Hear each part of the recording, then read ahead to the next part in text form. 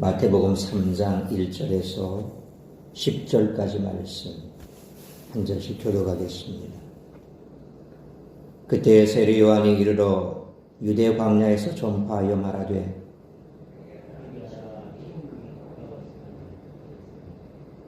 그는 선지자 이사야를 통하여 말씀하신 자라 일러스되 광야에 외치는 자의 소리가 있어 이르되 너희는 주의 길을 준비하라 그가 오실 길을 곧게 하라 하였느니라.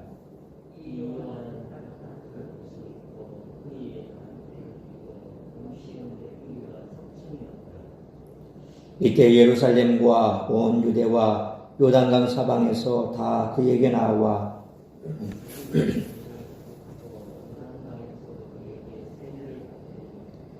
요한이 많은 바리새인들과 사두개인들이 세례 베푸는 데로 오는 것을 보고 이르되 독사의 자식들아 누가 너희를 가르쳐 임박한 진노를 피하라 하더냐.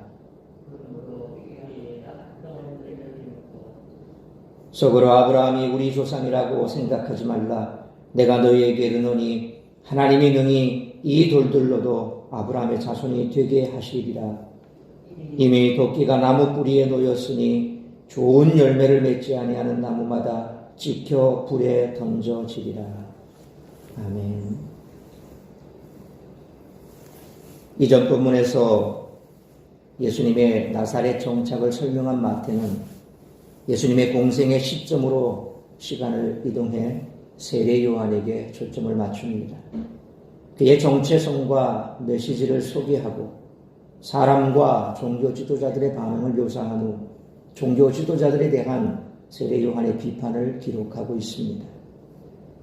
예수님의 공생의 시작 전에 등장한 세례 요한은 사람들이 예수님을 맞을 수 있도록 준비시킵니다. 사람들을 준비시키는 방법은 회개를 촉구하는 것입니다. 포로로 잡혀갔던 이스라엘은 과거에 돌아왔고 현재 약속의 땅에 있으며 예루살렘에 웅장하게 증축된 성전을 가지고 있는 것이 사실입니다. 하지만 세례 요한에 의하면 포로기는 아직 끝나지 않았고 예루살렘과 유대 땅이 모두 세상의 나머지 지역과 마찬가지로 악의 지배 가운데 있습니다. 따라서 지금은 신명기 30장 6절에 내 하나님 여호와께서 내 마음과 내 자손의 마음에 할례를 베푸사 너로 마음을 다하며 뜻을 다하여 내 하나님 여호와를 사랑하게 하사 너로 생명을 얻게 하실 것이며 라는 말씀처럼 하나님께로 돌이켜 세상 전체를 포로로 잡고 있는 악을 종식시키기 위해 하늘로부터 내려오시는 하나님의 통치를 맞이할 준비를 해야 할 때라고 말씀합니다. 세례 요한은 이사야 40장 3절에 외치는 자의 소리여 이르되 너희는 광야에서 여호와 길을 예비하라 사막에서 우리 하나님의 대로를 평탄케 하라라는 말씀처럼 광야에 외치는 자의 소리로서 사명을 받아 이스라엘과 세상의 새 출애굽인 포로 귀환의 회복을 베풀기 위해 오시는 예수님을 사람들이 잘 맞이하도록 회개로 준비시킵니다. 세례 요한의 사역을 살피러 온 바리새인과 사두개인들은 세례 요한의 메시지에 동조하여 세례를 받으려는 듯 보였으나 궁극적으로 그들은 이스라엘과 세상의 상태에 대해 세례 요한과 다른 진단을 내렸습니다. 종말에 오는 메시아는 아브라함의 혈통으로 이루어진 이스라엘을 구조하기 위해 오시는 분으로 이미 자신들은 아브라함 혈통의 자손이며 그 정체성에 맞게 이방인과 구별되는 삶을 살고 있기에 메시아를 맞이하기 위한 특별한 회개는 필요 없는 것으로 그들은 생각하고 있었습니다. 이렇게 혈통에 근거한 거짓 안정감으로 인해 이들은 진정으로 회개하지 않고 이후에 예수님을 거부합니다. 진정한 아브라함의 자손이 되는 길은 예수님을 믿고 따라 삶의 열매를 맺는 것입니다. 4개의 복음서 모두 세례 요한의 출현을 예수님의 공생애 앞에 기록하고 있습니다. 이는 그가 예수 그리스도의 출현을 가장 근접하게 예언한 선지자인 만큼 그 중요성이 크기 때문일 것입니다. 그래서 복음서를 보면 공통으로 있는 내용이 있는가 하면 또 그 복음서에만 기록되어 있는 그런 내용도 있습니다. 그래서 항상 복음서를 읽을 때에 이처럼 공통으로 기록된 것은 그만큼 비중이 높다, 중요하다. 또 그 복음서에만 기록되어 있는 것은 그 복음서를 기록한 기록자의 신학적인 사상이 배경이 되어 있고, 그리고 그 복음서를 받는 대상이 누구인가에 따라서 그 내용이 첨삭이 되기도 하죠.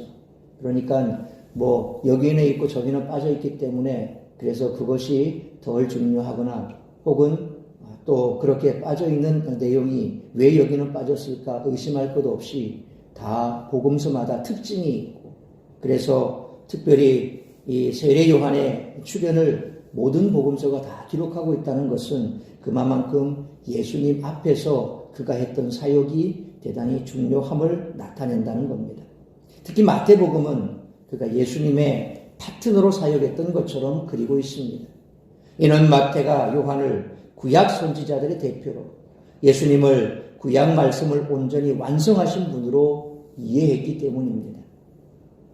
따라서 세례 요한에 관한 오늘 본문의 말씀을 통해서 우리들이 깨달아야 할 것은 첫째로 1절로 4절 말씀처럼 하나님은 약속하신 말씀을 반드시 지키신다는 것입니다. 1절 상반절에 그때에라는 표현이 우리말로는 간단한 표현 같지만 원어로는 엔테타이스, 헤메라이스, 에케이나이스라고 되어 있습니다. 그러니까 우리말은 그때에 단 세 자밖에 안 되어 있지만 헬라어를 보면 굉장히 길게 이렇게 설명되어 있습니다. 사실 구약 성경을 히브리어를 헬라어로 번역한 70인경 성경을 보면 선지서들 가운데서 종말론적 사건이 일어나는 것을 다루고 있는 이사야 10장 20절 말씀 보면 그 날에 이스라엘의 남은 자와 야곱 족속의 피난한 자들이 다시는 자기를 친자를 의지하지 아니하고 이스라엘의 거룩하시니 여호와를 진실하게 의지하리니 라고 되어 있습니다. 여기 보면 그 날에 라고 되어 있죠. 그러니까 이사야 10장 20절 이 말씀, 이 히브리어입니다. 근데 이 말씀을 헬라어로 번역한 것이 바로 70인역이거든요. 그 70인역에 보면 그 날에 라고 하는 이 말을 오늘 그때에 라고 헬라어로 말한 이 표현한 말과 거의 유사하게 그렇게 표현되어 있습니다. 또한 아모스 9장 11절에 보면 그 날에 내가 다윗의 무너진 장막을 일으키고 그것들의 틈을 막으며 그 허물진 것을 일으켜서 옛적과 같이 세우고 라고 되어 있습니다. 여기도 그 날에 라는 표현이 나옵니다. 스바냐 1장 15절에도 그날은 분노의 날이요 환난과 고통의 날이요 황폐와 패망의 날이요 캄캄하고 어두운 날이요 구름과 흑암의 날이요 라고 되어 있습니다. 어떻게 보면 이 스바냐 1장 15절 말씀이 대표적으로 그 날에 대한 아주 상세한 내용을 말씀합니다. 사실 그 날은 바로 이런 날입니다. 마지막 재앙의 날이라는 거죠. 심판의 날이라는 겁니다. 스가랴 12장 3절로 4절에도 보면 그날에는 내가 예루살렘을 모든 민족에게 무거운 돌이 되게 하리니 그것을 드는 모든 자는 크게 상할 것이라. 천하 만국이 그것을 치려고 모이리라. 또한 4절에 보면 여호와가 말하노라. 그날에 내가 모든 말을 쳐서 놀라게 하며 그 탄자를 쳐서 미치게 하되 유다 족속은 내가 돌보고 모든 민족의 말을 쳐서 눈이 멀게 하리니 라고 되어 있습니다. 그래서 이 그날에 라고 하는 표현을 다른 말로 여호와의 날이다 라고도 그렇게 언급할 때 자주 사용된 웅장한 표현이 바로 그날. 그래서 오늘 헬라어로 기록되어 있는 이 신약 성경 그날과 구약 성경의 그날은 같은 날이다. 그때의 그 날에 하나님의 때 하나님의 날 바로 마지막 심판의 날이죠. 그래서 세례 요한은 이 여호와의 날이 임했음을 선포한 구약의 마지막 선지자라는 것입니다. 그는 2절 말씀처럼 이스라엘이 애굽에서 광야를 나왔던 것처럼 유대 광야에서 복음을 전하며 회개를 명했고 천국이 임박했음을 선언했습니다. 3절 말씀처럼 그에게서 이사야 40장 3절에 외치는 자의 소리여 이르되 너희는 광야에서 여호와의 길을 예비하라 사막에서 우리 하나님의 대로를 평탄하게 하라는 예언이 성취되었다고 마태는 보고 있습니다. 또한 4절 말씀은 말라기 4장 5절에 보라 여호와의 크고 두려운 날이 이르기 전에 내가 선지자 엘리야를 너희에게 보내리니 라는 말라기 선지자가 예언한 엘리야가 바로 세례 요한이었더라는 것입니다. 엘리야의 외모와 복장에 대해서 열왕기하 1장 8절에 보면 그들이 그에게 대답하되 그는 털이 많은 사람인데 허리에 가죽띠를 띠었더이다 하니 왕이 이르되 그는 디셉 사람 엘리야로다 라는 설명과 세례 요한의 외모에 대한 설명이 일치하는 것도 상당히 중요한 내용입니다. 그러니까 실제로 엘리야의 외모에 대해서 설명했던 그 내용과 그리고 구약의 말라기에 나오는 내가 선지자 엘리야를 너에게 보내리니 라고 말한 그 엘리야를 세례 요한이라고 했을 때 단지 그냥 그렇게 구약에 기록되어 있는 그 엘리야와 신학적인 내용이 아니라 외모적인 내용도 보면 그렇게 일치한다. 그래서 어느 면을 보나 세례 요한은 엘리야다 라고 하는 것을 마태는 구체적으로 이렇게 설명하고 있습니다. 엘리야와 엘리사가 궁핍한 삶을 살며 선지자로 사역했던 것처럼 세례 요한 역시 메뚜기와 석청을 먹으며 사역했습니다.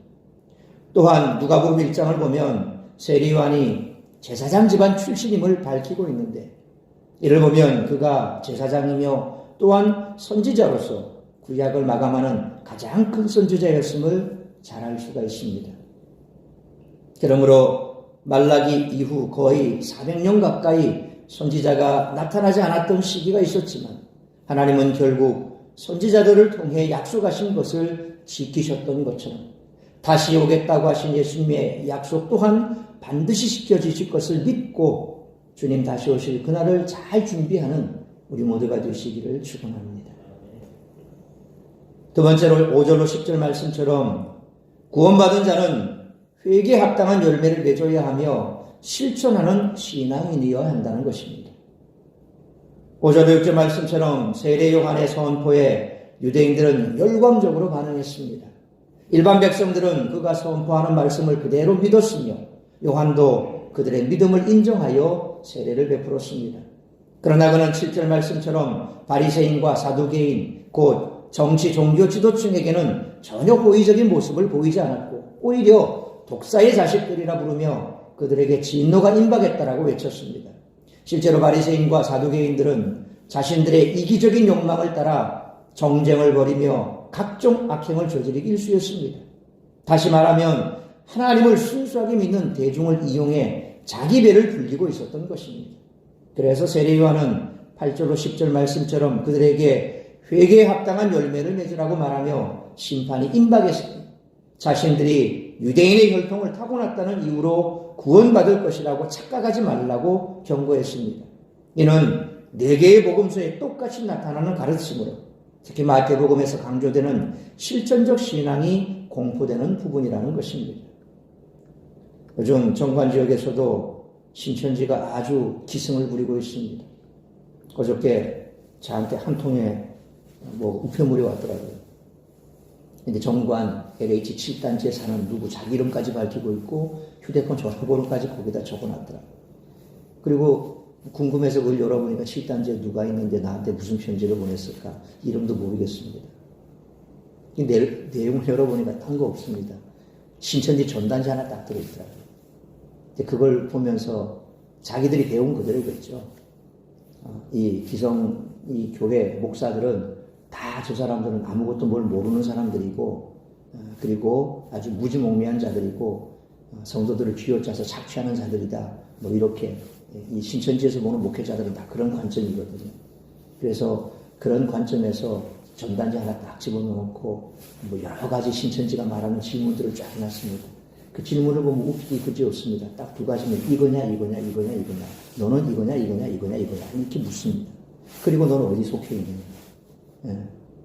자기네들은 14만 4천에 들어가 있는 자들이고 지금 현재 이 한국 땅에 이 이만희로 인해서 만들어진 12지파 그 지파에 우리는 속해 있는데 너는 뭐냐? 뭐 이런 식으로 질문을 합니다. 그 내용을 보면 웃기 그지 없어요. 우리가 아는 대로 이미 구약은 지나갔고 모든 것이 이제 예수님으로 완성됐는데 그럼에도 불구하고 왜 12지파를 꺼냅니까?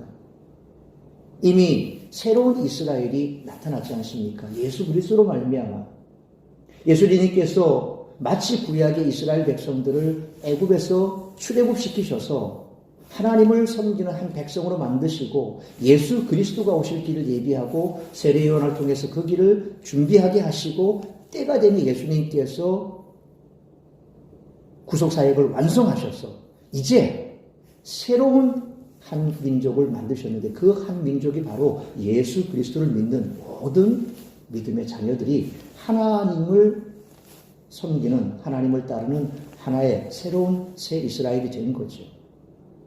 그런데 여전히 그들은 구약 속에 살아가고 있습니다. 그러면서 자기들은 제대로 된 사람들이라고 그렇게 얘기를 하고 있는데 실상이 어떻습니까? 그들이 말하는 실상이 어떻습니까? 신천지에서 떠나고자 하면 잡아서 데리고 오고 감금하고 폭행하고 부모와 자식 간을 이간질시켜버리고 아무든지 간에 완전히 쇠뇌시켜서 가정을 망가뜨려버리는 게 그들 아닙니까? 멀쩡한 교회에 들어가서 이 사람 저 사람 심어놓고 목사와 성도를 이간시키고 결국 목사를 쫓아내고 그 교회를 통째로 가져가는 소위 말하는 산옮기기라고 하는 그런 수법을 쓰고 아무든지 간에 아주 악랄한 그런 수법을 쓰면서도 자기들은 정당하다고 얘기합니다. 오늘 사두개인과 바리새인들이 자기네들이 혈통적으로 유대인의 아브라함의 자손이기 때문에 구원받았다라고 하는 것과 똑같습니다. 삶의 열매가 없지 않습니까? 성경이 어떻게 그렇게 거짓말하는 것을 오젓이 자기 말만 따라 모사다. 그래서 거짓말도 괜찮다. 어디 거짓말도 괜찮다고 성경에 나와 있습니까? 아무 의미 없는 그런 얘기들을 해대면서 자기네들은 14만 4천에 들어가면 영생 불사체가 된다. 소위 말하면 이제 이 땅이 다 새하늘 새 땅이 되면 이 땅에서 자기네들은 영생 불사체가 된다. 이만희도 그렇다라고 얘기를 하는 거 성경에 여기 나와 있습니다. 그러니까 있지도 않은 것에 미혹이 돼서 자기네들은 다 그런 것처럼 착각을 하는데 실상 삶의 열매는 없는 겁니다. 왜 세례 요한이 사두개인과 바리새인들을 향해서 그렇게 지탄을 하고 있습니까? 회개에 합당한 열매를 맺어라. 심판이 임박했다. 이 독사의 자식들아. 왜 그랬습니까? 혈통적으로 아브라함의 자녀라고 아브라함의 자손이라고 구원받은 것이 아닙니다. 이만희를 따라간다고 해서 구원받은 자일까요? 정말 열심히 그렇게 전도 잘한다고 14만 4천에 들어가서 구원받는 자일까요? 전혀 그렇지가 않다는 거죠. 착각하지 말라는 겁니다. 세례 요한에 대해서 바로 그가 외친 그 말을 사복음서에서 왜 똑같이 기록하고 있습니까? 바로 특별히 마태복음에서 강조되는 실천적 신앙이 여기에서 공포되고 있다는 겁니다. 믿는다고 다 믿는 자가 아니고 믿음의 열매가 없는 회개에 합당한 열매가 없는 그래서 그런 자들은 마지막 때에 마치 밭에 알곡과 가라지가 같이 자라는데 마지막 때에는 알곡은 추수해서 곡간에 들이고 가라지는 뽑아서 불에 던져진다 그랬습니다. 오늘 나무에 도끼가 나무 불에 놓여있다. 열매 맺지 못하는 나무마다 찍어서 불에 던지겠다 그랬습니다.